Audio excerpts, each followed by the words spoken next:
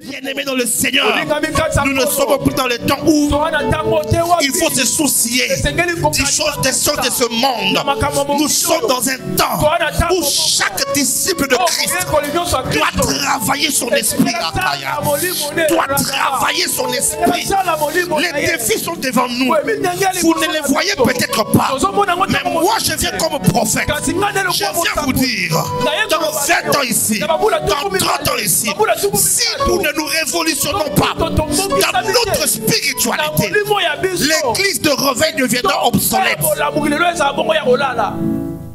Amen. Amen. Prenons nos Bibles, nous allons lire quelques textes de la parole de Dieu.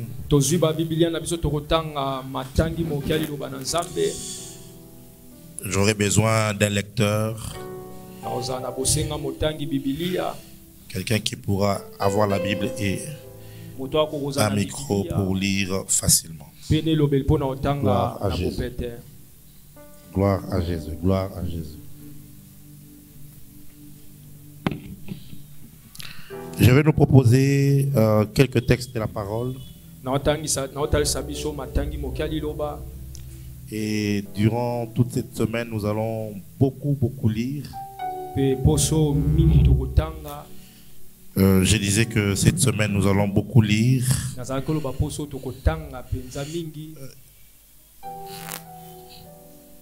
Je vais vous énumérer cela, vous allez noter, ensuite nous allons lire ensemble. Éphésiens chapitre 4, du verset 8 au verset 15. Nous prendrons aussi 2 Pierre chapitre 3, le verset 17 à 18.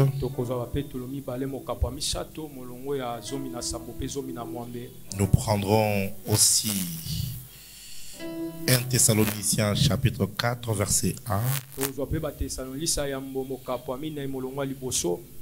Nous lirons aussi 1 Timothée chapitre 4 verset 15.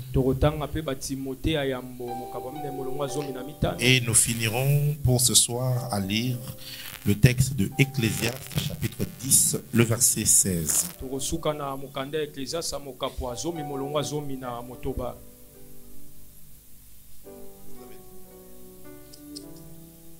Est-ce que vous avez tout noté? Ceci est un séminaire biblique. Je vous conseillerais donc en venant d'apporter vos Bibles, d'apporter vos blocs-notes, vos cahiers, vos stylos pour noter, pour écrire. Parce que ce sont des enseignements qui vont aider ta vie spirituelle et ta vie chrétienne. Donc je répète, Éphésiens chapitre 4 verset 8 à 15. 2 Pierre chapitre 3 verset 17 à 18. 1 Thessaloniciens chapitre 4 verset 1. 1 Timothée chapitre 4 verset 15. Ecclésiaste chapitre 10 verset 16. Et lorsque tous ces textes auront été lus, je vais finir avec le livre d'Hébreux.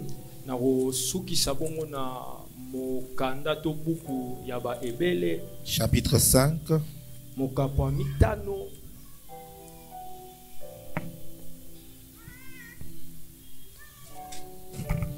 À partir du verset 11 jusqu'au verset 14. On peut aller? Je souhaiterais même que ce soit 2 personnes qui lisent. L'un prend, dès que l'autre finit, l'autre prend. Afin que nous ne puissions pas avoir beaucoup de retard. Allons-y. Je souhaite le bienvenu à tous ceux qui se joignent à nous en ligne. Que Dieu vous bénisse. Et je crois dans mon cœur que le Seigneur va vous visiter au travers de cette parole. Soyez connectés. Vous pouvez partager ce live afin de permettre à plusieurs personnes d'être bénies, d'être nourries et d'être bâties durant cette semaine dans ces enseignements. Allons-y. Ephésiens chapitre 4, verset 8 jusqu'au 15e, j'ai lu au nom de Jésus. C'est bien ce que déclare l'Écriture. Il est monté sur les hauteurs, il a amené des captifs et il a fait des dons aux hommes. Or, que signifie il est monté? Cela implique qu'auparavant, il est descendu jusqu'en bas, c'est-à-dire sur la terre. Celui qui est descendu, c'est aussi celui qui est monté au-dessus de tous les cieux afin de remplir l'univers entier. C'est lui qui a fait don de certains comme apôtres, d'autres comme prophètes, d'autres comme évangélistes et d'autres comme pasteurs et enseignants. Il a fait don de ces hommes pour que ceux qui appartiennent à Dieu soient rendus aptes à accomplir leur service en vue de la construction du corps du Christ. Jusqu'à ce que nous soyons tous parvenus à l'unité de la foi et à la connaissance du Fils de Dieu, à l'état d'homme fait à la mesure de la stature parfaite de Christ, afin que nous ne soyons plus des enfants, afin que nous ne soyons plus des enfants flottants et emportés à tout vent de doctrine par la tromperie des hommes, par leurs ruses dans les moyens de séduction, mais que, professant la vérité dans la charité, nous croissions à tous égards en celui qui est le chef, Christ. Amen. Amen. Deuxième texte, j'aimerais qu'il y ait la version Louis II, parce que cette version risque de compliquer beaucoup de personnes. 2 Pierre chapitre 3. 2 Pierre chapitre 3, versets 17 à 18. Venez donc, bien-aimés, qui êtes avertis, mettez-vous sur vos gardes, de peur qu'entraînés par l'égarement des impies, vous ne veniez à déchoir de votre fermeté, mais croissez dans la grâce. Croissez dans la grâce. Et dans la connaissance de notre Seigneur et Sauveur Jésus-Christ. À lui soit la gloire, maintenant et pour l'éternité. Amen. Amen. Le texte suivant, 1 Thessaloniciens 4, verset 1.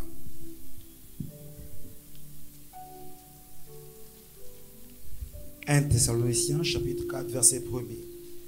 Au reste, frères, puisque vous avez appris de nous comment vous devez vous conduire et plaire à Dieu, et que cela, ce que vous faites, nous vous prions et nous conjurons au nom du Seigneur Jésus de marcher à cet égard de progrès en progrès. »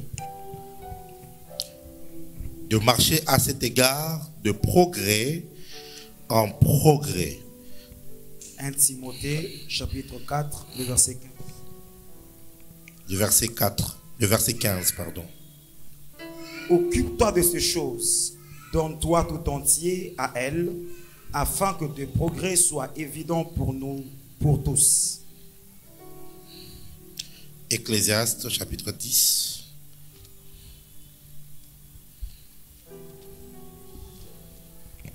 Ecclésiaste chapitre 10, verset 16. Malheur à toi, pays dont le roi est un enfant, et dont les princes mangent dès le matin. Hébreux donc, chapitre 5, le verset 11 jusqu'au verset 15, verset 14, pardon, il est écrit: nous avons donc beaucoup à dire là-dessus, et de choses difficiles à expliquer, parce que vous êtes devenus lents à comprendre. Vous, en effet, qui depuis longtemps devriez être des maîtres, vous avez encore besoin qu'on vous enseigne les premiers rudiments des oracles de Dieu. Vous en êtes venus à avoir besoin de lait et non d'une nourriture solide. Or, quiconque en est au lait n'a pas l'expérience de la parole de justice, car il est un enfant. Mais la nourriture solide est pour les hommes faits, pour ceux dont le jugement est exercé par l'usage à discerner ce qui est bien et ce qui est mal. Parole du Seigneur. Mettons-nous s'il vous plaît.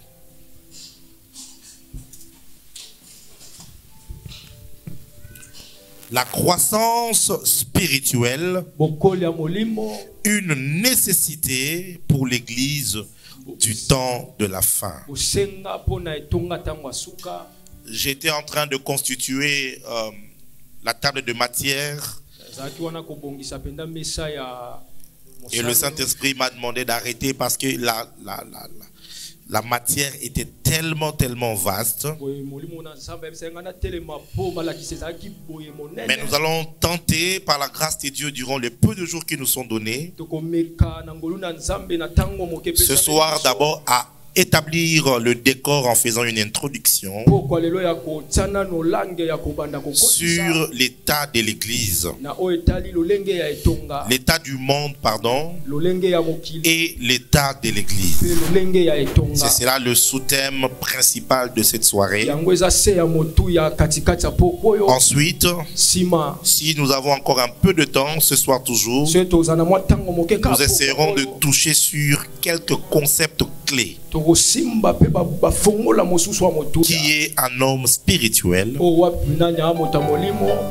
Et deuxième point que nous allons aborder, ou troisième point, ce sera de quoi est fait l'esprit. Avant que dans les jours qui viennent, nous puissions toucher vraiment en ce qui concerne la croissance spirituelle.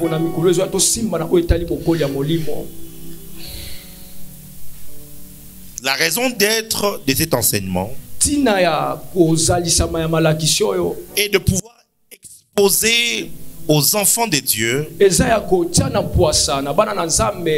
vérités importantes concernant leur nature, leur vraie nature. Deuxièmement, c'est de révéler aux enfants de Dieu les dangers à rester immature, à rester bébé spirituel. Troisième raison d'être de cet enseignement, c'est de donner à l'Église les clés actuelles. Que dis-je? Les vraies clés qui pourront permettre aux enfants de Dieu, tout en les mettant en pratique, d'entamer le processus de la croissance spirituelle. Ainsi donc, si tu viendras jour après jour jusqu'à le dimanche, il faut que tu gardes à l'esprit la raison d'être de tous ces enseignements. Ce n'est pas d'abord pour t'exciter, mais c'est pour t'éclairer, te donner une connaissance qui te permettra de grandir spirituellement. Amen. Amen. Alléluia. Amen. Alléluia. Amen. Quels sont mes objectifs en faisant ces séminaires? Mon objectif premièrement est de faire prendre conscience aux enfants de Dieu de leur vraie nature. Parce qu'il est possible que tu possèdes une richesse et de ne pas en jouir si seulement et si tu n'es pas conscient d'en avoir. Ainsi donc, beaucoup d'enfants de Dieu sont un peu comme les habitants de ce pays qui dorment sous de grandes richesses, mais se réveillent chaque matin tout en étant affamés à cause de leur ignorance. Et la parole dit: mon peuple périt faute de connaissance. Alléluia. Amen. Alléluia. Amen. Mon deuxième but poursuivi, ou encore mon objectif en vous donnant cet enseignement, c'est de vous offrir une plateforme qui vous permettra d'entamer votre croissance spirituelle, mais aussi de pouvoir impacter vos esprits, travailler vos esprits, afin qu'après ces enseignements, que tu quittes d'un point A à un point Z, que tu te rendes compte que tu as fait des bons en avant. Je suis en train de croire que le retard que tu peux avoir acquis depuis plusieurs années peut être rattrapé. Je suis en train de croire qu'il est possible qu'en 5 mois, en 6 mois, que tu fasses de pas en avant dans ta vie spirituelle et que tu commences à avoir des grands résultats. L'état du monde et l'état de l'église. Dis amen bien, je commence. Le monde depuis l'année 2000 est entré, 2001 presque, nous sommes entrés au 21e siècle.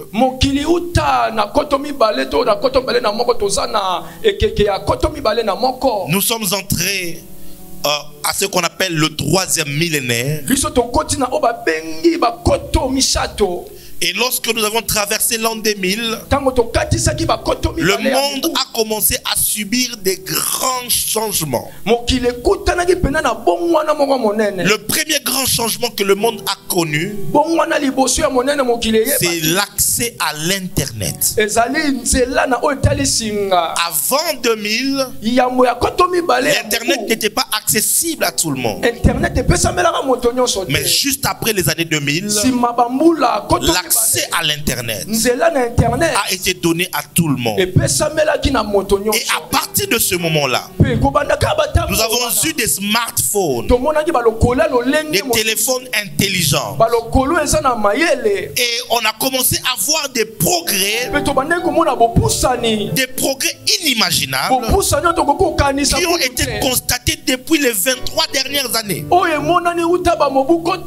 Considérez ceci, mes bien-aimés, que les plus grands changements dans le monde prennent généralement entre 100 ans et quand c'est rapide, c'est 50 ans.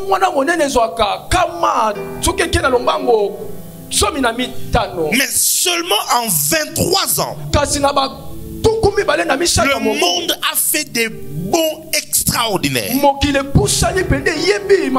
tous les domaines, dans la médecine, dans la technologie, dans la mécanique, dans l'aéronautique, dans l'aviation, dans l'informatique. Tout récemment ici, nous avons été tous surpris pour cette disposition et les tests qui sont en train d'être faits de l'intelligence artificielle. Ou avec ton téléphone, tu as un cerveau autonome qui récolte avec une vitesse extraordinaire toutes les informations et te donne les réponses avec précision. Le monde d'aujourd'hui, c'est le monde de la réalité augmentée. Le monde d'aujourd'hui, c'est le monde du métaverse. Des appareils qui te permettent d'entrer dans une réalité parallèle. C'est que tu peux vivre dans un rêve. Il y a aujourd'hui des appareils qui te permettent de le vivre en live. Tu prends le métaverse, tu le mets devant tes yeux et tu entres et tu commences à vivre une vie dans le méta. De plus plus en plus, on se rend compte qu'il y a des transformations. Le monde se transforme. Il y a la révolution au niveau de la robotique.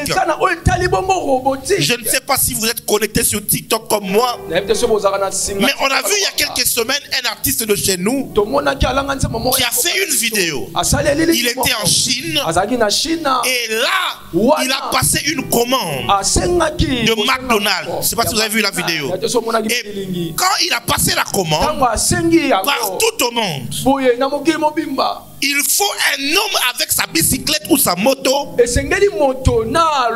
pour venir livrer. Mais nous avons vu, j'ai vu cela sur TikTok, que il a fait la commande, mais c'était un robot qui est venu faire la livraison dans sa chambre. Ces choses, il y a 30 ans en arrière, il y a 40 ans en arrière, c'était des rêveries de films, mais qui aujourd'hui deviennent des réalités. Par des estimations qui sont faites par des grands scientifiques, il est dit que il est probable que d'ici 2050, que 70% des tâches que l'homme fait sera remplacées par des robots. Avance, papa. Vous savez, nous ici on est au Congo, on est un peu en retard par rapport à certaines choses qui se passent en Europe et à l'étranger. Mais déjà quand tu es en Europe, tu te rends compte que beaucoup de choses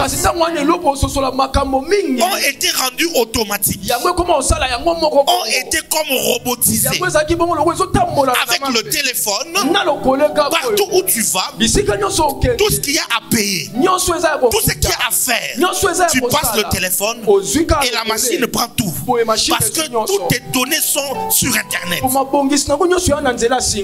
Les choses sont automatiques. Dans les gares, on n'a plus besoin forcément qu'il y ait la police. Parce que tu ne peux pas passer. Tu viens avec ta pièce. Tu viens avec ton abonnement ou encore avec ton téléphone.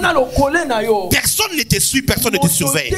Tu viens avec, tu fais passer rank et puis la porte s'ouvre et tu passes. Tu fais ta vie, tu te rends compte que l'humain n'est plus là pour te surveiller. L'humain n'est pas là derrière toi. Ce sont des révolutions qui se passent aujourd'hui dans le monde. Le monde d'aujourd'hui, c'est le monde de la nanotechnologie. Le monde d'aujourd'hui, c'est le monde de la manipulation génétique. On est en train de faire des croisements. On prend le chien, on essaie de faire une manipulation pour voir s'il peut y avoir croisement entre le chien et le chat par exemple.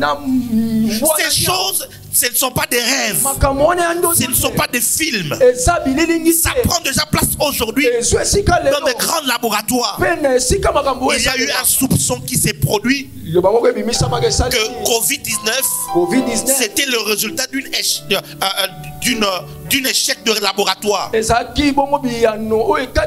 tentatives, des expériences de laboratoire qui a mal tourné et le virus s'est envolé et ça a contaminé les gens. C'était des rumeurs. Le monde est en train d'aller dans une vitesse extraordinaire. Dans la manipulation génétique, on veut créer ce qu'on appelle le transhumain. C'est-à-dire un homme qui sera un homme évolué.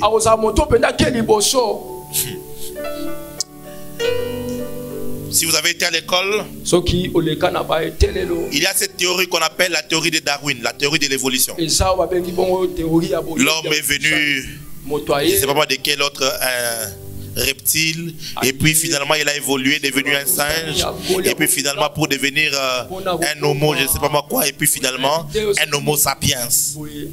Et de plus en plus, les scientifiques sont en train de travailler pour pousser l'humanité à sa prochaine évolution, où l'humain ne sera pas seulement un humain avec toutes ses habilités, ses facultés. Avec la nanotechnologie et la robotique, vous allez voir déjà qu'il y a des mains Des mains robotisées. Pour celui à qui on a coupé la main, maintenant il y a des mains robotisées qu'on peut te mettre et tu fonctionnes. De plus en plus, cette main commence à ressembler à la main vraiment humaine. À la main humaine. Le but maintenant est de réussir à créer un type des hommes avec le cerveau qui va fonctionner avec la rapidité d'un ordinateur, avec la capacité de mémoire qui sera étendue. Ce sont des choses qui se travaillent. C'est-à-dire que demain, on aura des hommes qui seront des mi-hommes, mi-démons. Pardon. Des hommes qui seront des mi-hommes, mi-robots. Il a un disque dur dans la tête. Avec ses yeux, il peut parcourir sur tout ce qui est stocké à l'intérieur. Je ne vous parle pas des choses qui sont lointaines. Je vous parle des choses qui sont déjà testées, qui bientôt commenceront à être présentées. Réfléchissons juste un peu. Pourquoi est-ce qu'on parle de la marque de la bête et on dit que cette marque sera placée sur la main droite ou encore sur le front? Les scientifiques disent que ce n'est qu'à ces deux endroits-là que s'il faut loger une puce dans un homme, il n'y a que dans ces deux endroits-là qu'on peut mettre une puce pour que ça se connecte avec le cerveau de l'homme et que l'homme commence à... Avance, papa. Aïe, aïe, aïe. Le monde d'aujourd'hui, c'est le monde de la physique quantique. Le monde d'aujourd'hui, c'est le monde de l'intelligence artificielle. Maintenant, mes frères et sœurs, dans ce monde-là, dans lequel nous sommes où nous allons, vous devez savoir que l'homme charnel n'a pas sa place.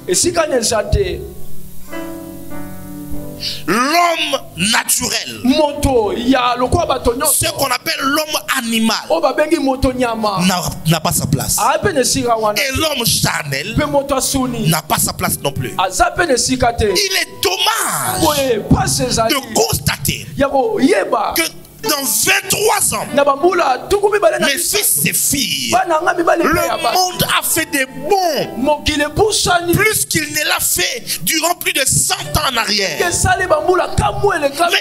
il est grave de constater qu'après 23 ans où le monde réalise des temps d'exploits, l'Église reste cloîtrée en arrière. L'Église reste un rassemblement de bébés spirituels. Jusqu'à ce jour, l'Église n'évolue pas, ne grandit pas. Tout le monde est préoccupé à faire sa vie, à se marier, à avoir des enfants, à se faire de l'argent. Chose qui n'est pas mauvaise. Tout pasteur est occupé à faire quoi? À faire grandir l'Église, à avoir beaucoup plus d'argent, à avoir un grand nom, à bâtir son ministère. Cependant, mes frères et sœurs, le monde est en train d'avancer à une grande vitesse. Et si l'Église ne s'ajuste pas, mes bien-aimés, nous serons obsolètes. Et très bientôt, l'Église n'ayant pas d'impact dans la société, il n'y aura plus de quoi prier. Il n'y aura plus pourquoi prier. Avec l'ascension de la spiritualité, il y a quelques années en arrière, les spiritualités qu'on appelle occultes étaient réellement occultes. Mais depuis plus de 30 ans en arrière maintenant, les religions asiatiques ont décidé d'ouvrir leurs connaissances. Le yoga est entré en Europe. Le yoga est entré aux États-Unis. Au point que c'est devenu des programmes dans certaines écoles. Des programmes de relaxation. Des principes de la Kabbalah qui ont été cachés depuis longtemps. Ils ont été exposés depuis un temps sur Internet. Quelqu'un peut entrer et taper des mots et apprendre certaines choses qui peuvent perdre son âme. Et si l'Église ne s'élève pas pour apprendre aux enfants de Dieu les vraies choses, il arrivera un temps où prier deviendra une blague. Avance, papa. Comme en Europe, Le roi ne l'a pas. une certaine religion chrétienne est devenue obsolète après un temps. Aujourd'hui, il y a certains temples d'église qui servent maintenant des boîtes de nuit, qui ferment et qui sont rachetés par des musulmans. Il y a une grande cathédrale en Angleterre qui vient d'être rachetée par l'islam. Et on est en train d'en faire une mosquée, pardon. Pourquoi? Lorsque le christianisme, lorsque l'église n'est plus effective dans sa spiritualité, dans son influence, dans son impact réel, elle finit par devenir obsolète. Et dans certains pays vous allez aller, vous trouverez des gens, ils vont à l'église le matin, mais le soir, il va dans leur culte traditionnel. Parce qu'il sait que chez eux là-bas, à l'église, tout est religieux. Tout est dans la forme. Mais il n'y a pas les vraies choses. Il n'y a pas les vraies choses. Comment expliquer que les gens peuvent aller dimanche à l'église, mais si l'argent se perd à la maison, on fait venir un marabout? Comment expliquer que quelqu'un va à l'église prier, mais quand il faut chercher le pouvoir d'attirer la foule pour un meeting, la même personne qui va à l'église, il part chercher un chef coutumier. Qu'est-ce qui se passe avec l'église? Où est-ce que nous avons raté la marque, la cible? Où est-ce que nous avons raté la cible? Pour qu'aujourd'hui l'église de réveil ne devienne qu'un rassemblement politique dans lequel au moment des élections les pasteurs vont se battre pour lancer des plateformes et se positionner et avoir de l'argent. Où est l'église qui pouvait influencer l'Europe? Où est l'église de John Knox? Où est l'église de William Marion Branham? Où est l'église de l'apôtre Paul qui entrait dans des cités et révolutionner des pays, révolutionner des civilisations? Aussi longtemps que nous allons refuser de nous asseoir et de dire qu'il y a un ça ne va pas, il faut donc que nous puissions travailler autrement. Et la solution, je dis une des solutions que je vous amène dans ce séminaire, dans ce monde qui avance, dans ce monde qui évolue, n'aura sa place que deux types de personnes. Soit ceux qui auront la marque de la bête, ils seront séduits et ils vont entrer dans le système du monde à plein dents. Ou alors, comme l'a dit dans Daniel chapitre 11 verset 32, ceux du peuple qui connaîtront leur Dieu agiront avec fermeté. Une autre version dit, c'est du peuple qui ont la connaissance de leur Dieu. Leurs actions seront remplies de puissance. Ou soit tu vas accepter d'être séduit, ou soit tu n'auras pas le choix que de t'élever en esprit, de devenir un homme spirituel, de croître jusqu'à devenir un grand esprit. Ma prière est que cela soit ton cas au nom de Jésus. J'ai dit ma prière est que cela soit ton cas au nom de Jésus. Et cela est le cri de celui qui a écrit le livre des Hébreux. Il est en train de leur parler de certains mystères. Et à un moment donné, il s'arrête. Et il s'exclame en disant, nous avons beaucoup à dire là-dessus. Et des choses difficiles à expliquer. Parce que vous êtes devenus lents à comprendre. ce qui a été écrit il y a plus de 2000 ans est encore réel aujourd'hui. Où il y a des gens qui ne supportent pas l'enseignement spirituel. À l'heure de l'enseignement, ils ont sommeil. Sommeil. Ce qui est extraordinaire, c'est que toute personne qui somnole en plein culte, quand on le bouge, il nie. Je vois des visions. Je suis très concentré, je suis. Dans une église, dans une veillée, une maman dormait, la présidente des partenaires. Elle dormait vraiment. Alors elle a juste entendu, lève-toi, viens devant. Alors elle s'est levée et elle est venue devant. Et le pasteur commence à dire, vraiment que Dieu te bénisse, maman. Tu es très courageuse. Vraiment, même si ça nous fait mal, mais tu es vraiment extrêmement courageuse. Vraiment. La maman ne comprenait pas. Alors elle dit, mets seulement tes mains sur le cœur. Tu vas dire, Seigneur, je renonce à la sorcellerie. Comment ça? Moi je ne suis pas sorcier. Il dit, non, non, on a appelé les gens ceux qui étaient sorciers de venir devant. Elle avait seulement entendu, lève-toi et viens devant. La partie d'avant, elle n'avait pas entendu. Dis à ton voisin, fais attention, tu vas passer devant.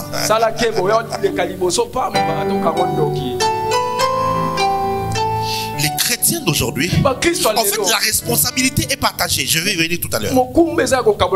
Mais d'un côté, commençons d'abord avec les enfants de Dieu. La Bible dit qu'il arrivera un temps où les gens ne supporteront plus la saine doctrine. C'est-à-dire qu'en ces temps de la fin, il y a un peuple qui vient à l'église, mais qui ne supporte pas la saine doctrine. C'est-à-dire les enseignements de la parole de Dieu. Ils ne supportent pas ça. Eux, ils aiment les choses qui font bon aux oreilles. C'est-à-dire, tu vas monter, tu vas te marier. Je vois Dieu ouvrir ton mariage cette année. Si tu dis Amen 3 fois, cela t'arrive. Dis Amen bien. Je suis en train de voir Dieu. Je vois quelqu'un ici. Tu vas pouvoir remettre à l'ibako. Tu vas heurter une pierre. Et tu vas ramasser $100 000. Et là, tu vas voir les gens.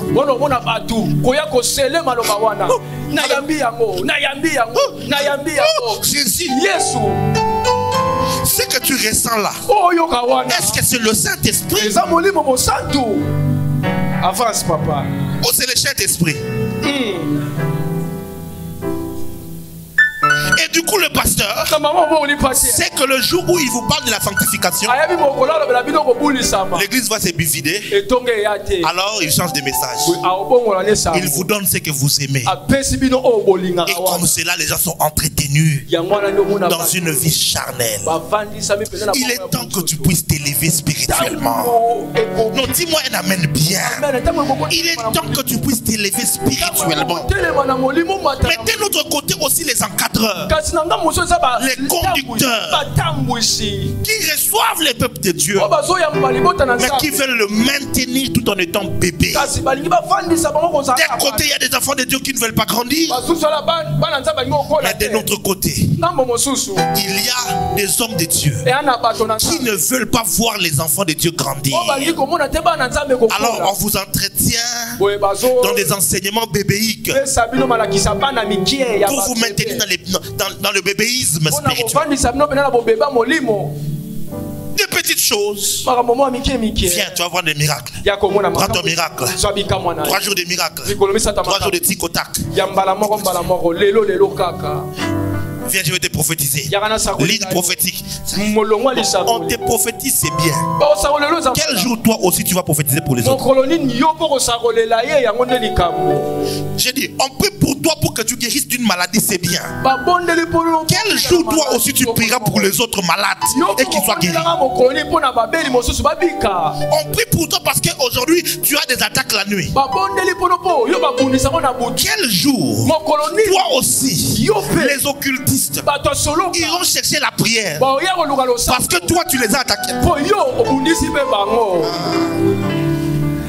Tu as peur de dormir la nuit à cause des envoûtements. Mais quel jour, j'ai dit quel jour, les sorciers de votre famille aussi auront peur d'aller au lit la nuit parce qu'ils savent que s'ils osent dormir, il va avoir des problèmes avec toi à cause du feu que tu dégages. Quel jour, quel jour. Regarde ton voisin, dis-lui, il faut te fâcher et grandir. Il faut te fâcher et grandir. Quel jour? Donc toi tel que tu es là, la femme de nuit a fait déjà un calendrier. Elle sait que à la fin du mois, je vais aller voir mon mari. Et puis le 10, j'irai la voir encore. Le 15, on a encore rendez-vous.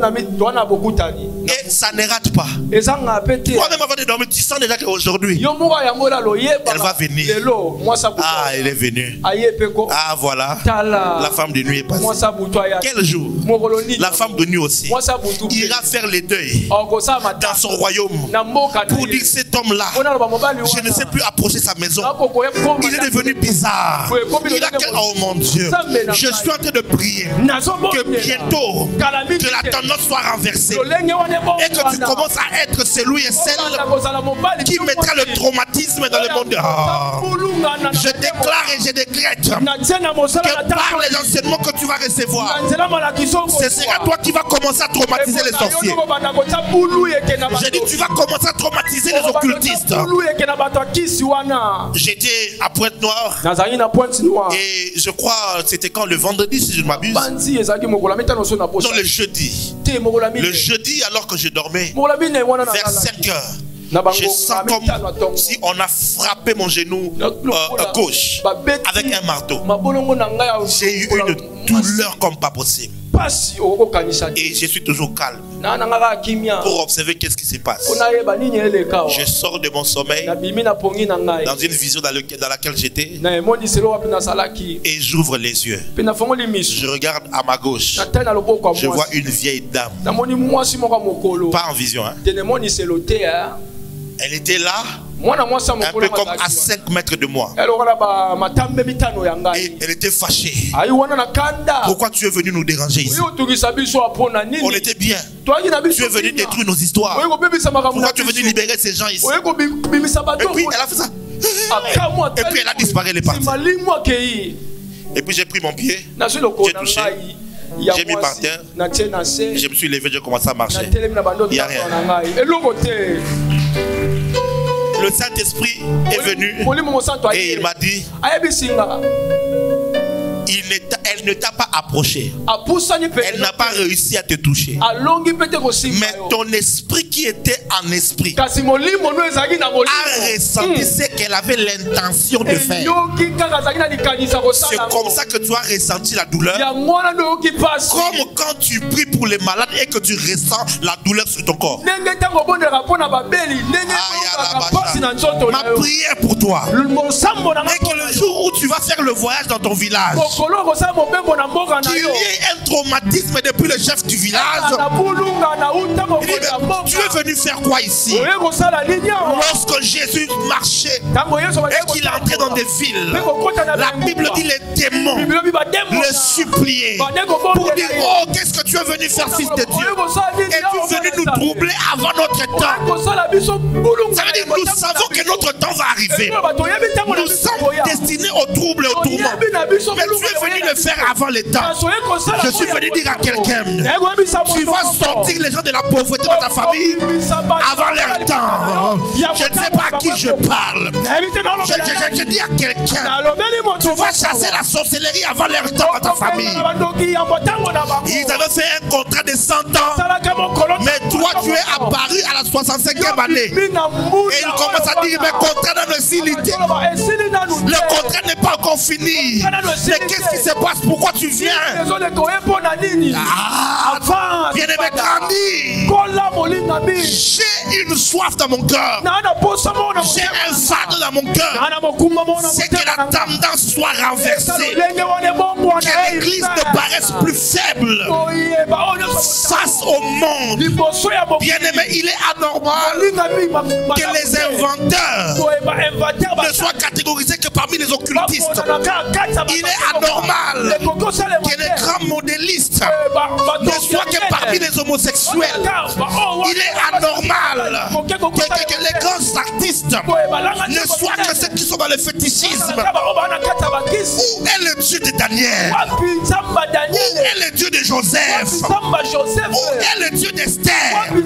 C'est lui qui a pris un esclave et qui l'a élevé au point qu'il a interprété les songes des rois et il a donné une solution de crise économique.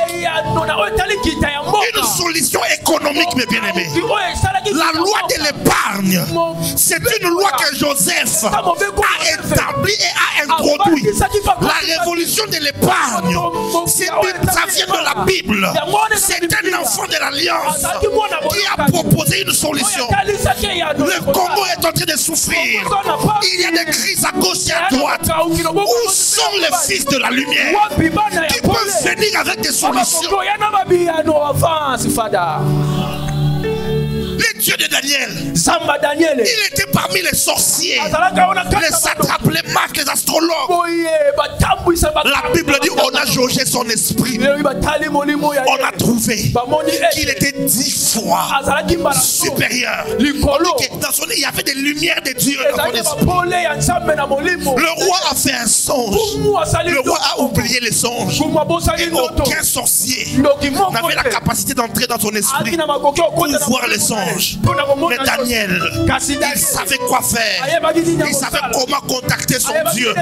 Il savait comment faire pour entrer dans les songes du roi Kalabaya, pour voir les songes et savoir après qu'est-ce que les songes voulaient dire. Et de ces songes-là, il a révélé le plan de la venue du royaume de Dieu. Où est le Dieu de Daniel? Où est le Dieu d'Esther, qui est entrée comme une esclave dans un pays et est devenue la femme la plus influente du royaume de Perse et de Mède?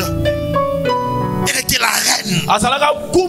Et par elle, ses frères ont commencé à être postulés. Mardoché est devenu celui qui est l'intendant du roi ou la main du roi. Et les autres, ils ont commencé à être établis à gauche et à droite à cause de l'influence.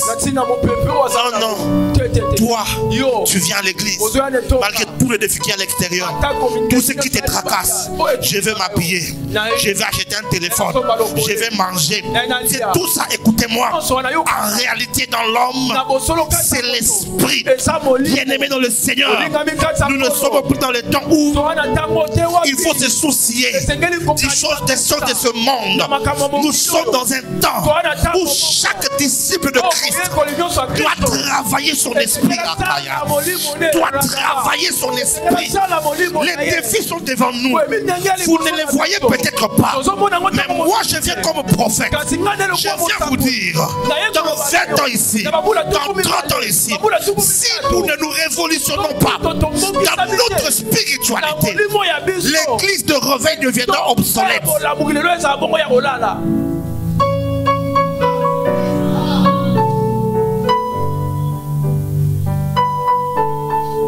Les pasteurs veulent garder les enfants de Dieu bébés spirituels. On les entretient là. Et vous aimez ça. Vous appréciez ça. Vous adorez ça. Et pourtant il dit ici, vous en effet qui depuis longtemps devriez être des maîtres. Pourquoi je vous parle de ces textes? Parce que c'est l'essence même du travail des 5 ministères. La parole dit ceci, c'est que c'est pourquoi il est dit, étant monté en haut,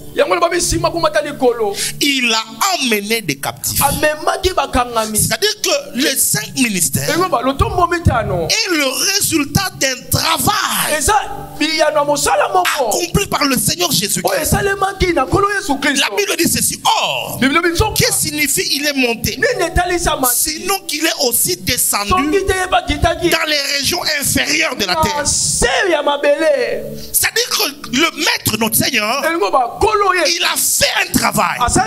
Il est descendu dans les régions inférieures. Il a pris des captifs avec lui. Et puis il a fait des dons aux hommes. Mais ce n'était pas juste pour que ces hommes soient des stars, qu'ils viennent faire le show. Quel est un professeur? Je suis en train de voir, lève-toi, donne-moi ceci. Je vois, c'est une bonne chose et j'aime le faire. Vous le savez très bien que j'aime prophétiser, j'aime. Mais c'est pas pour ça que le Christ a payé le prix fort. Il dit il a fait des dons aux hommes. Apôtres, docteurs, prophètes, évangélistes, pasteurs. Au verset 12, il dit pour le perfectionnement des saints. Perfectionner veut dire quoi? C'est rendre parfait quelque chose qui est en état de développement ou en voie de développement.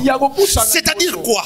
C'est comme un coach de football ou un sélectionneur de nos léopards. Il prend son vol. Il arrive à Mweneditu par exemple. Il trouve de jeunes gens en train de jouer au foot. Il a déjà quelque chose. Il voit que ce petit a le talent. Mais si on le travaille, si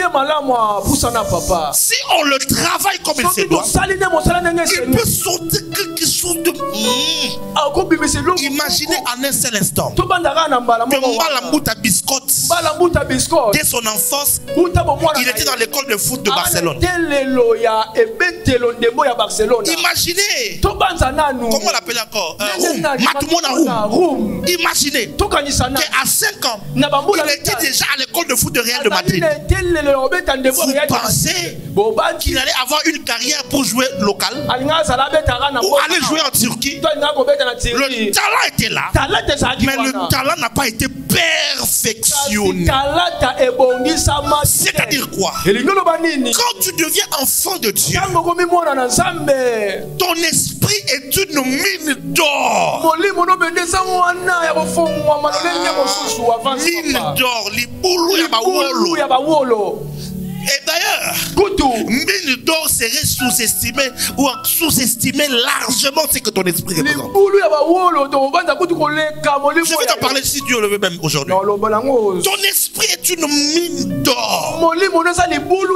Jésus savait ce qu'il a fait. Il a fait quelque chose de grave. Il a introduit une nouvelle espèce sur la terre. Mais seulement, c'est un potentiel qui nécessite d'être travaillé. Alors, il fait un travail. Jésus lui-même, il prend des hommes comme des captifs et il le donne comme don. Il dit, ok, voici la mine d'or. Perfectionne-moi cette mine ici, afin que sa vraie valeur soit vue et soit connue. Si tu étais capable de calibrer jusqu'à 3, quand tu seras perfectionné, tu sois en mesure de calibrer jusqu'à 150. C'est-à-dire que ton potentiel est tellement relâché parce que tu as été travaillé. Travaillé par qui? Par les dons de Christ. Réfléchissons un peu. Si l'église était un hôpital, quelqu'un vient et il dit, j'ai des douleurs au niveau du thorax. C'est tout ce qu'il dit. Et à l'hôpital, on lui fait un bon pour aller faire des tests. Tests de crachat, tests de sang, tests de ceci et de cela. Il va passer par les scanners et on va découvrir qu'il y a un problème, une tache au niveau des poumons. Et c'est un début du cancer qui est au niveau des poumons. Il doit passer par la chimiothérapie. On doit pouvoir, par les lasers, réussir à brûler ça ou bien couper une partie des poumons, ainsi de suite. Et il va suivre suivre un programme de traitement pendant peut-être 9 mois, 12 mois, 15 mois. Et après, tu vois la personne se redresser et reprendre sa vie. Mon fils Merdi, tout le temps malade, maux de tête, fièvre, il va à l'hôpital. Et quand on fait le test, on diagnostique que ce n'est pas le problème de la tête.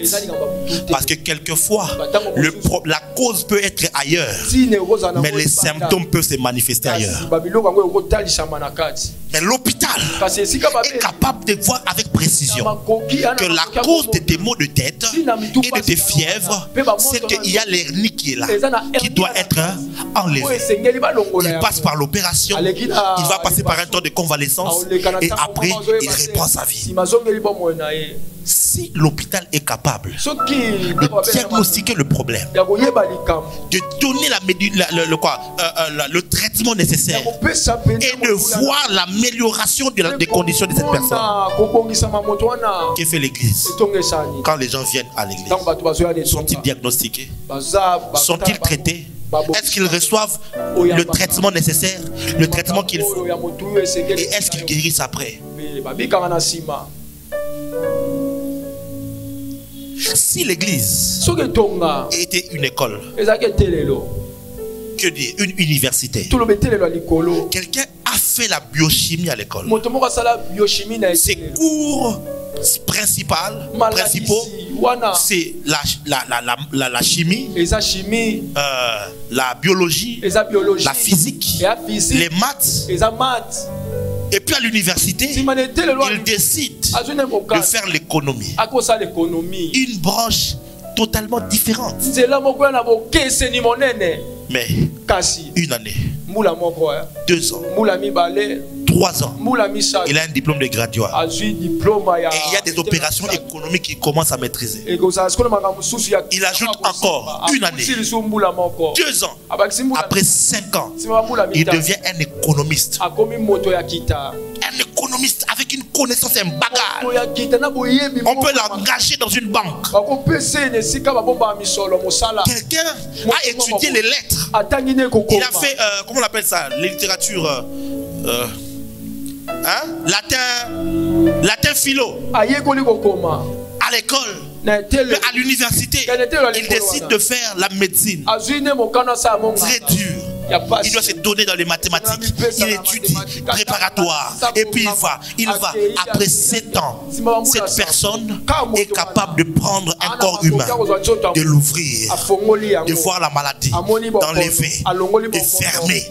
Après 7 ans d'études, après 7 ans dans une église, qu'est-ce que les gens deviennent?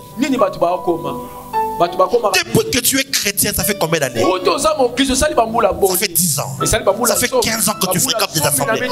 Qu'est-ce que tu deviens? Jésus, quand il a pris ses captifs, il dit: je vous donne une mission. J'ai un peuple qui a un grand potentiel. Voici ce que vous devez faire. Perfectionnez-les en vue de l'œuvre du ministère et l'édification du corps de Christ. Il dit jusqu'à ce que, c'est-à-dire n'arrêtez pas de les perfectionner, travaillez sur eux jusqu'à ce que nous soyons tous parvenus à l'unité de la foi et de la connaissance du Fils de Dieu, et que nous soyons tous parvenus à l'état d'homme fait à la mesure de la stature parfaite de Christ.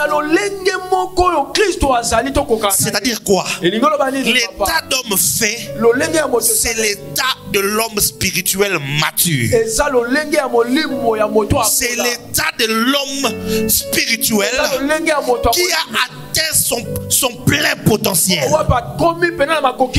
on donne la référence de cet état d'homme fait. Il dit à la mesure de la stature parfaite de Christ. Avance, papa. Je vois comme si le français dérange quelqu'un ici. On va prendre ça dans une autre version. Éphésiens chapitre 4, verset 13. Tu as une version? L'autre que tu avais avant. Ok, je vais prendre parole de vie. Alors, tous ensemble, nous aurons peu à peu une même foi et une même connaissance du Fils de Dieu. Finalement, nous serons de chrétiens adultes. Écoutez ça. Et nous atteindrons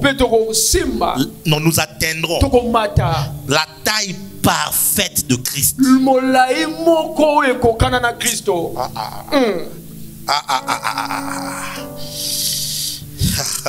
Seigneur Jésus.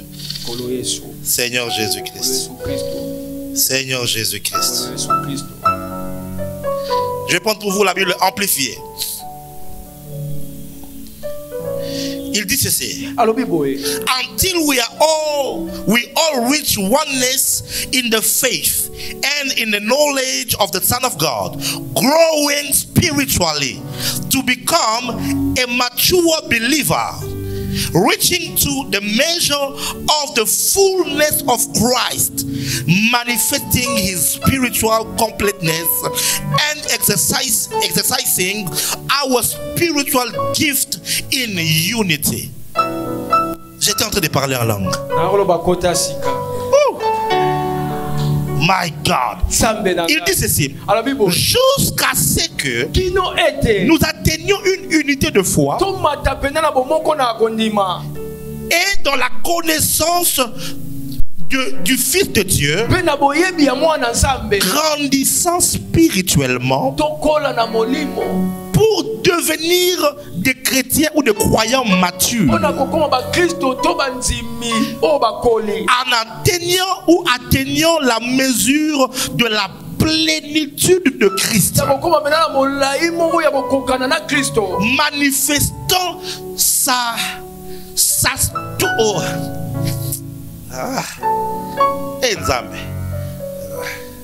manifestant sa totalité spirituelle ou sa plénitude spirituelle et exerçant nos dons spirituels dans l'unité.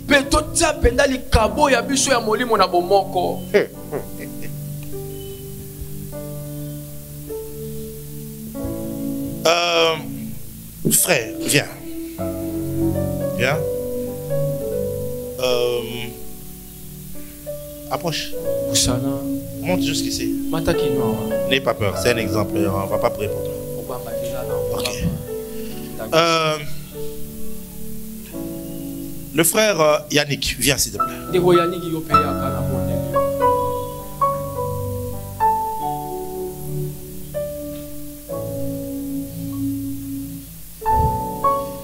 Tiens-toi ici.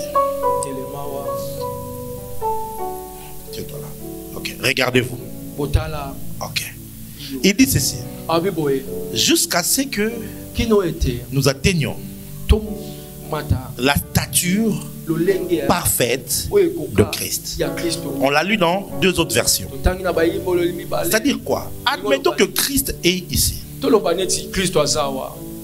Mets-toi à genoux. Ça, c'est Christ. Ça, c'est moi. Maintenant, Jésus, il prend un prophète, un apôtre, un docteur, les 5 ministères. Il le donne pour le perfectionnement de ça.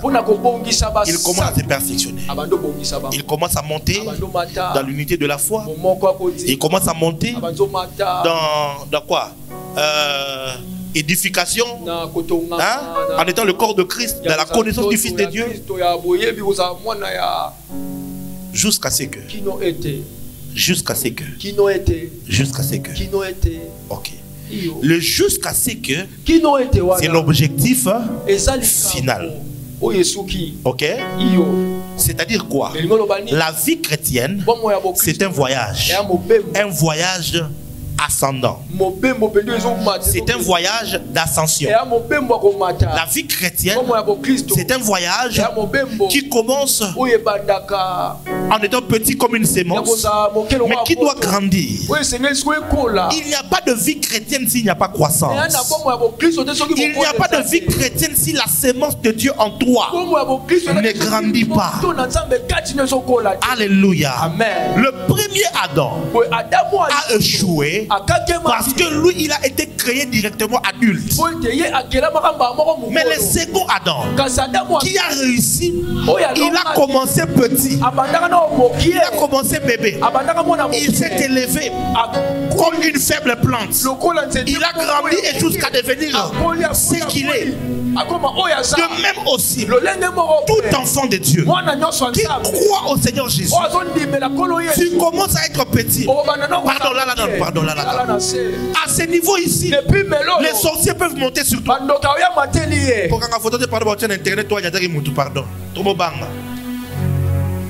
À ce niveau ici, les sorciers peuvent venir jouer avec toi. On t'étrangle la nez. Tu prends un peu, ils prennent tout. Tu travailles, ils viennent, ils volent. Écoute-moi très bien. Lorsque tu vois Satan ou les démons, les sorciers avoir un accès facile à ta vie, ça veut dire que quelque part, tu es bébé spirituel. Tu es bébé. Maintenant, le travail des 5 ministères, c'est quoi? C'est de commencer à t'enseigner, à te travailler. Le travail des 5 ministères, ce n'est pas d'être. Ce n'est pas d'être. Ah, ce n'est pas d'être. Des motivations. Comment on appelle? Les motivational speakers. Les conférenciers motivateurs. Si ta vie ne va pas, sois positif. Ça finira d'aller. Jésus-Christ ne t'a pas pris captif pour faire ça. Non, monsieur. Jésus-Christ, écoute-moi, église. Tu dois être jaloux de ta vie spirituelle. Jésus est mort sur la croix. Il a mis fin à notre vieille nature pour nous donner une nouvelle nature. Cette nouvelle nature-là est une sémence. Elle est petite. Quand cette sémence est petite, même le coq, même la poule peut venir sur la terre. Il mange la sémence parce que tu es faible. C'est comme ça que tu es converti. Et tu as des problèmes spirituels. Tu es converti, mais tu as des démons. Tu es converti, mais le diable se joue de toi. Pourquoi? Parce que tu es bébé. Une sémence qui est le royaume de Dieu. La prédication du royaume, quand elle tombe en cours de route, les démons viennent, ils volent ça.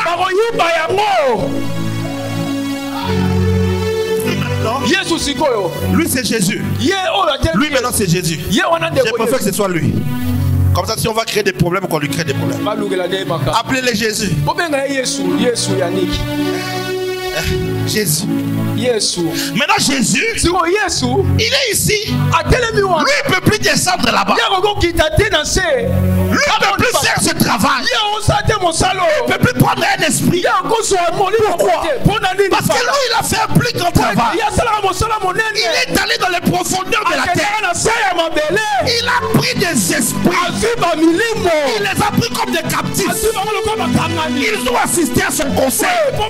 Ils ont écouté son enseignement. Un esprit, mes bien-aimés. Et puis il les a pris comme des dons. Des dons pour lui. Alors je viens aller au Robal. Au Robonga. Come on, my father. Quand je viens ici, mon travail, c'est de te perfectionner. On va entrer en prière. On va jeûner. On va faire ceci. La chair ne va pas aimer. Tu vas te fâcher. Ah, les prophètes aussi exagèrent. Lui aussi. Je vais t'enseigner. Je vais t'impacter. Je te révèle des choses. Je te communique des choses. Petit à petit, tu commences à t'élever à genoux. Tu commences à t'élever, oui, comme ça. Tu commences à te déplacer un peu, un peu. Maintenant, toi aussi, quand tu pries, tu commences à avoir un peu des résultats. Toi aussi. Mais quand tu commences à avoir des résultats, tu vois aussi un peu de vision. Ce n'est pas la totalité. Ce n'est pas ça. Jésus est là. Et il attend. Il est en train d'attendre que tu grandisses encore. J'aimerais dire à quelqu'un, ne t'arrête pas de progresser. Ce que tu as vu est bien, mais ce n'est pas encore la totalité. J'aimerais m'adresser à ceux qui se sentent qu'ils sont déjà spirituels, qui voient quelques petits résultats. Il ne faut pas devenir orgueilleux. C'est bien, mais je dois encore progresser. Parce que l'objectif, c'est que tu atteignes jusqu'à ce que nous soyons parvenus à l'unité de la foi et de la connaissance du Fils de Dieu. La connaissance ici, ce n'est pas une connaissance mentale, ce n'est pas une information, c'est jusqu'à ce que tous les croyants auront une parfaite révélation du Seigneur Jésus. Pas ce que le prophète Jimmy t'a dit, mais ce que ton esprit aura découvert. Si tu dis amen, je veux te dire quelque chose. C'est papa. Écoute-moi, tu ne peux être et devenir corps du Christ selon la révélation de la partie du corps qui t'a été donnée. Comment tu peux te dire corps du Christ alors que Christ ne s'est jamais révélé à toi? Yes. Come on, my father, quelle parole. C'est ça le problème avec l'église. On a des chrétiens bébés qui tous dépendent de la révélation du pasteur. La révélation de l'homme de Dieu est une porte d'entrée pour t'amener quelque part. Mais jusqu'à ce que tous calabaya, c'est-à-dire le prophète Jimmy parle avec Jésus. Toi aussi, Jésus peut venir à Calabaya. La preuve, dans le livre des Actes des Apôtres, Jésus-Christ a donné la puissance. Il a parlé à l'homme Pierre d'aller prêcher chez Corneille. Et le même Jésus était capable aussi, dans Acte 9, d'apparaître à un certain Ananias. Il n'était pas ancien, il n'était pas diacre, il n'était pas apôtre. C'était juste un disciple qui avait atteint la connaissance. Écoute-moi, la révélation du Seigneur Jésus va te donner une position dans le corps de Christ. Si tu es corps de Christ, quelle partie du corps tu es? Parce que la main sait que je ne peux pas voir. Yes. La main sait que je ne sais pas marcher. Si je commence à marcher, c'est que les pieds ont un problème. La main le sait. Comment la main le sait? Parce que la main est née. La main a grandi dans la connexion avec le cerveau. Elle a bien fonctionné parce que la main est connectée au cerveau. Comment tu vas fonctionner pleinement si tu ne grandis pas dans la connaissance de Christ? Tu es quelle cellule? Tu es globule blanc, globule rouge. Est-ce que tu es veine? Hein? Tu es quoi? Tu es quoi? Oh, je suis corps de Christ. Non. La connaissance du Fils. Alors, Jésus commence à venir à toi. Tu commences à les voir. Et là, je vais en parler. C'est séminaire ici. J'ai dit c'est séminaire ici. Alors, il dit jusqu'à ce que nous arrivions tous à l'état d'homme fait. Maintenant, c'est à toi debout. Maintenant, Posez-vous la question. Est-ce qu'un homme comme ça, debout comme ça, une poule, un coq peut venir jouer avec lui? Est-ce qu'une mouche ou une moustique peut venir jouer avec lui? Les démons sont comme des mouches. Ils ne font pleurer que les bébés qui ne savent pas se défendre. Come on, my father. Je répète, les démons sont comme des mouches. Ils ne font pleurer que les bébés qui ne sont pas capables de se défendre. Mais Mokolo Aboye, il sait très bien. S'il y a trop de mouches, je vais essayer avec mes mains. Si ça ne marche pas, je vais aller acheter Kilit.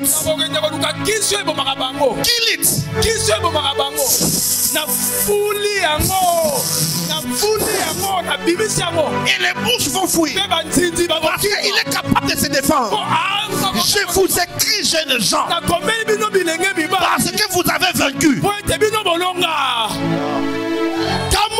Je vous écris, jeunes gens, parce que vous êtes forts. C'est-à-dire que vous avez fait un parcours. Mais malgré ça, ce n'est pas encore la totalité. Tu es peut-être homme, mais pas encore homme fait. Tu es parce que là, si tu avances, regarde là où tu es. Christ est ici. Tu vois la stature de Christ. C'est ça la mesure de la stature de Christ. C'est la dimension à atteindre. Rendez-vous au 7 jours de gloire. La dimension à atteindre, ce n'est pas le Christ qui a marché à Galilée. Non. La dimension à atteindre, ce n'est pas le Christ qui a prêché pendant 3 ans. Non. La dimension, la mesure de la stature parfaite de Christ, c'est le Christ ressuscité. Yes. C'est là que Jésus nous attend tous. Le culte se termine. Que Dieu vous bénisse. Il t'amène 3 fois. Amen, amen, amen. Et moi je prends mes Bibles, mes téléphones. On se voit le jour suivant. Et je pars. J'entre dans le mur. Et je pars. Et puis le pasteur Morgan regarde, il dit bon, la voiture était en train de faire des entretiens. Ok, j'arrive à la maison très vite. Il entre là-bas. Et puis il part. Et puis maman Clémentine s'est dit je dois faire un aller-retour. Je dois rentrer et partir. Et puis elle part. Et puis elle revient. Ah, Galaba. Et puis toi aussi, pendant que tu partais, les Kouloum veulent t'attaquer. Tu les regardes, tu disparais. Et puis tu pars. Pourquoi? C'est ce Christ-là. Quand il est ressuscité, tout ce que je viens de vous dire, c'est comme ça qu'il vivait. C'est comme ça qu'il vivait. Maintenant, qu'est-ce qui va se passer? Ah. Father. Viens m'aider. C'est qu'on va faire maintenant. On veut qu'il grandisse. Tu fais déjà beaucoup d'exploits. Tu fais des croisades. Tu fais des choses. Ton nom est connu. Il y a des miracles. Mais c'est pas tout. Donne-moi ton pied. Viens. Ici. Tu mets ton pied ici. Mets aussi ton pied là-bas. Donne-le là. Ouais. Tiens-le bien. Tiens-toi bien. Automone Makasi. Voilà. Il a atteint le niveau. Tomata. Jusqu'à ce que tel il est. Tel nous sommes. Jusqu'à ce que tel que Christ est. Exactement tel qu'il est. C'est comme ça que le croyant doit être. Lorsque Jésus est venu sur la terre, il a bouleversé le système en place. Il a eu de l'impact dans la société. Il a transformé des vies. Et il a laissé des empreintes. Mais les chrétiens, ils meurent sans onction. Ils meurent sans impact. Tout ce qui l'intéresse, c'est qu'il ait le travail. Ce qu'il est le mariage. Ah, ma vie, rien ne va. Ah, ma vie, j'ai des problèmes. Ah, ma vie. Jusqu'à quand tu vas grandir? Jusqu'à quand? Jusqu'à quand tu vas rester à ce niveau? Le Seigneur Jésus t'appelle à la croissance spirituelle. Que Dieu bénisse ça. Quelle parole, amen.